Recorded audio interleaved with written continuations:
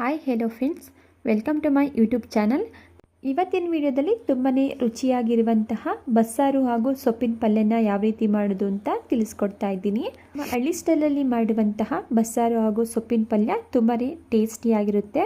ಮುದ್ದೆ, ರೈಸ್ ಎಲ್ಲದಕ್ಕೂ super combination ಅಂತಲೇ ಹೇಳ್ಬೋದು. ಒಂದ್ಸಲ ಈ ವಿಧಾನದಲ್ಲಿ ಬಸ್ಸಾರು ಹಾಗೂ ಸೊಪ್ಪಿನ ಪಲ್ಯನ ಟ್ರೈ ಮಾಡಿ ನೋಡಿ.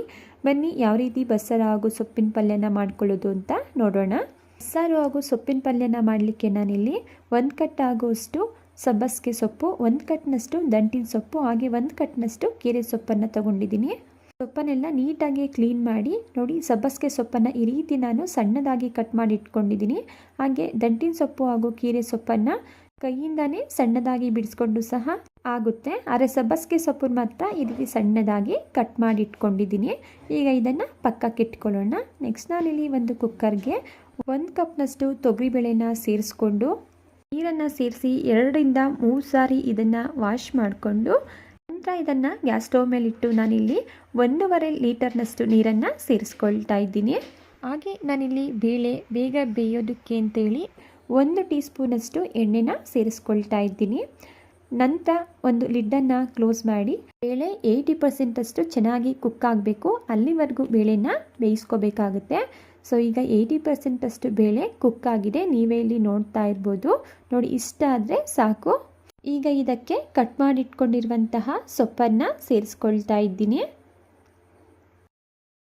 ಹಾಗೆ ಸೊಪ್ಪಿನ ಜೊತೆಗೆ ನಾನಿಲ್ಲಿ ಒಂದು 6ರಿಂದ 7 ಹಸಿಮೆಣಸಿನ್ಕಾಯಿನ ಈ ರೀತಿ ಕಡ್ಡಿಗೆ ಸೇರಿಸ್ಕೊಳ್ತಾ ಇದ್ದೀನಿ. ಇದ್ರ ಜೊತೆಗೆ 2 ಮೀಡಿಯಮ್ ಸೈಜ್ ಟೊಮೆಟೊ, 1 ಈರುಳ್ಳಿ, ಹಾಗೆ ರುಚಿಗೆ ತಕ್ಕಷ್ಟು ಉಪ್ಪನ್ನು ಸೇರಿಸಿ ಒಂದು ಪ್ಲೇಟನ್ನು ಕ್ಲೋಸ್ ಮಾಡಿ ಒಂದು 10 ನಿಮಿಷಗಳ ಕಾಲ ಸೊಪ್ಪು ಚೆನ್ನಾಗಿ ಬೇಯೋವರೆಗೂ ಇದನ್ನು ಬೇಯಿಸ್ಕೋಬೇಕಾಗುತ್ತೆ.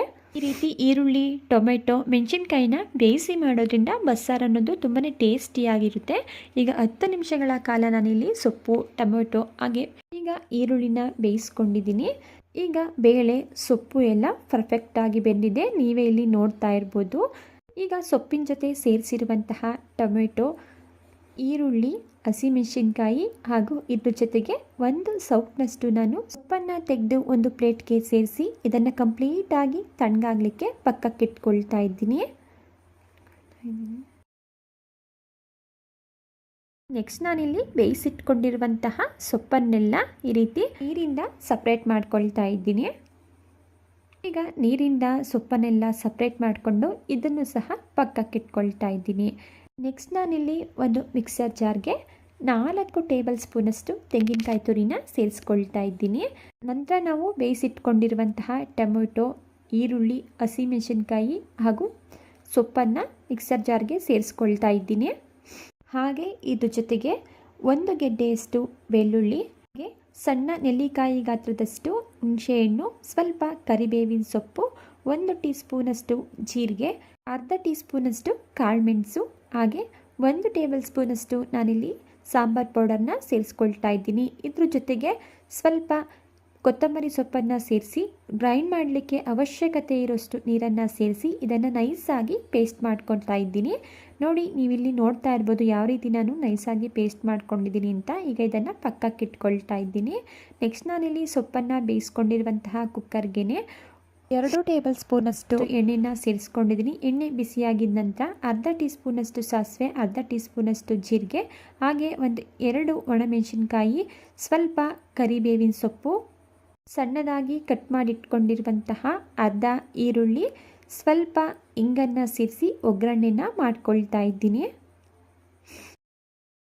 ಒಗ್ಗರಣೆ ಮಾಡ್ಕೊಂಡಿದ್ದ ನಂತರ ಇದಕ್ಕೆ ನಾವು ಗ್ರೈಂಡ್ ಮಾಡಿ ಇಟ್ಕೊಂಡಿರುವಂತಹ ಮಸಾಲ ಪೇಸ್ಟನ್ನು ಸೇರಿಸ್ಕೊಳ್ತಾ ಇದ್ದೀನಿ. ಮಸಾಲ ಪೇಸ್ಟನ್ನು ಸೇರಿಸ್ಕೊಂಡಿದ್ದ ನಂತರ 2 ನಿಮಿಷಗಳ ಕಾಲ ಚೆನ್ನಾಗಿ ಇದನ್ನು ಫ್ರೈ ಮಾಡ್ಕೊಳ್ಳೋಣ. ನಂತರ ಇದಕ್ಕೆ ಸಾಂಬಾರ್ ಕನ್ಸಿಸ್ಟೆನ್ಸಿನ ನೋಡಿಕೊಂಡು ನೀರನ್ನು ಸೇರಿಸ್ಕೊಳ್ತಾ ಇದ್ದೀನಿ. ನೀವು ನಿಮ್ಮ ಕನ್ಸಿಸ್ಟೆನ್ಸಿಗೆ ತಕ್ಕಂತೆ ನೀರನ್ನು ಸೇರಿಸ್ಕೋಬೋದು.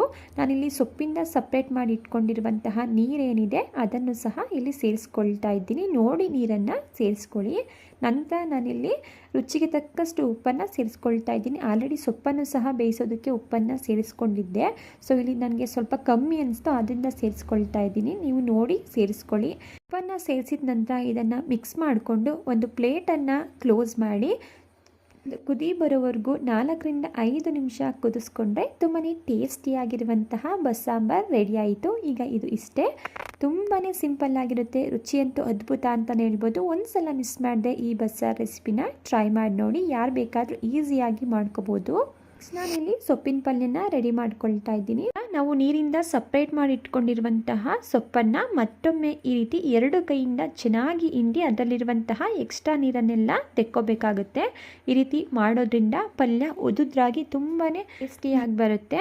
ವಿಡಿಯೋದಲ್ಲಿ ಯಾವ ರೀತಿ ಮಾಡ್ತಾ ಇದ್ದೀನಿ ನೀವಿಲ್ಲಿ ನೋಡ್ತಾ ಇರ್ಬೋದು. ಅದೇ ರೀತಿ ನಾನು ಕೈಯಿಂದ ಸೊಪ್ಪಲ್ಲಿರುವಂತಹ ಎಕ್ಸ್ಟ್ರಾ ನೀರನ್ನೆಲ್ಲ ತೆಗೆದು ಈ ರೀತಿ ಒಂದು ಬೌಲ್ಗೆ ಸೇರಿಸ್ಕೊಂಡಿಟ್ಕೊಂಡಿದ್ದೀನಿ. ನೀವೇ ಇಲ್ಲಿ ನೋಡ್ಬೋದು ಎಷ್ಟು ಉದುದ್ರಾಗಿ ಆಗಿದೆ ಅಂತ ಹೇಳಿ. ನೆಕ್ಸ್ಟ್ ನಾನಿಲ್ಲಿ ಪಲ್ಯನ ಮಾಡಲಿಕ್ಕೆ ಗ್ಯಾಸ್ ಸ್ಟವ್ನ ಆನ್ ಮಾಡಿಕೊಂಡು ಒಂದು ಬಾಣಲಿನ ಇಟ್ಕೊಂಡಿದ್ದೀನಿ. ಬಾಣಲಿ ಬಿಸಿಯಾಗಿದ್ದ ನಂತರ ಇದಕ್ಕೆ 2 ಟೇಬಲ್ ಸ್ಪೂನಷ್ಟು ಎಣ್ಣೆನ ಸೇರಿಸ್ಕೊಳ್ತಾ ಇದ್ದೀನಿ.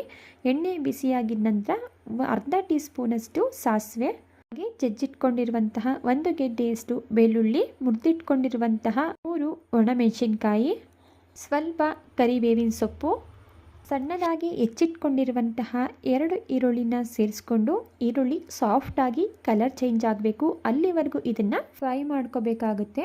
ಈರುಳ್ಳಿನ ಫ್ರೈ ಮಾಡ್ತಾನೆ ಇದಕ್ಕೆ ಈರುಳ್ಳಿಯ ರುಚಿಗೆ ತಕ್ಕಂತೆ ನಾವಿಲ್ಲಿ ಉಪ್ಪನ್ನು ಸೇರಿಸ್ಕೋಬೇಕಾಗುತ್ತೆ. ನಾವು ಆಲ್ರೆಡಿ ಸೊಪ್ಪನ್ನು ಬೇಯಿಸಲಿಕ್ಕೆ ಉಪ್ಪನ್ನು ಸೇರಿಸ್ಕೊಂಡಿದ್ವಿ, ಆದ್ದರಿಂದ ಈರುಳ್ಳಿಗೆ ಮಾತ್ರ ನಾವಿಲ್ಲಿ ಉಪ್ಪನ್ನು ಸೇರಿಸ್ಕೋಬೇಕಾಗುತ್ತೆ. ಉಪ್ಪನ್ನು ಸೇರಿಸಿದ ನಂತರ ಇದನ್ನು ಮಿಕ್ಸ್ ಮಾಡ್ಕೊಳ್ತಾ ಈರುಳ್ಳಿ ಸಾಫ್ಟ್ ಆಗೋವರೆಗೂ ಇದನ್ನು ಫ್ರೈ ಮಾಡ್ಕೊಳ್ಳೋಣ. ಈಗ ನೀವೇಲಿ ನೋಡ್ಬೋದು ಈರುಳ್ಳಿ ಕೂಡ ಸಾಫ್ಟ್ ಆಗಿದೆ. ಈಗ ಇದಕ್ಕೆ ನಾವು ಬೇಯಿಸಿಟ್ಕೊಂಡಿರುವಂತಹ ಸೊಪ್ಪನ್ನು ಸೇರಿಸ್ಕೊಳ್ತಾ ಇದ್ದೀನಿ. ಇದ್ರ ಜೊತೆಗೆ 4 ಟೇಬಲ್ ಸ್ಪೂನಷ್ಟು ಹಸಿ ತೆಂಗಿನಕಾಯಿ ತುರಿನ ಸೇರಿಸ್ಕೊಂಡು ಮೀಡಿಯಂ ಫ್ಲೇಮಲ್ಲಿ 4-5 ನಿಮಿಷಗಳ ಕಾಲ ಚೆನ್ನಾಗಿ ಇದನ್ನು ಫ್ರೈ ಮಾಡಿಕೊಂಡ್ರೆ ಸಖತ್ ಟೇಸ್ಟಿ ಆ್ಯಂಡ್ ಹೆಲ್ದಿಯಾಗಿರುವಂತಹ ಸೊಪ್ಪಿನ ಪಲ್ಯ ರೆಡಿ ಆಯಿತು. ಒಂದು ಸಲ ಟ್ರೈ ಮಾಡಿ ನೋಡಿ, ಪದೇ ಪದೇ ಮಾಡ್ತಾನೆ ಇರ್ತೀರಾ, ಅಷ್ಟು ಸೂಪರಾಗಿರುತ್ತೆ. ವಾರಕ್ಕೆ ಒಂದು ಸಲನಾದರೂ ಈ ರೀತಿ ಹೆಲ್ದಿಯಾಗಿರುವಂತಹ ಸೊಪ್ಪಿನ ಪಲ್ಯ ಹಾಗೂ ಸಾಂಬಾರನ್ನ ಮಾಡ್ಕೊತೀನಿ.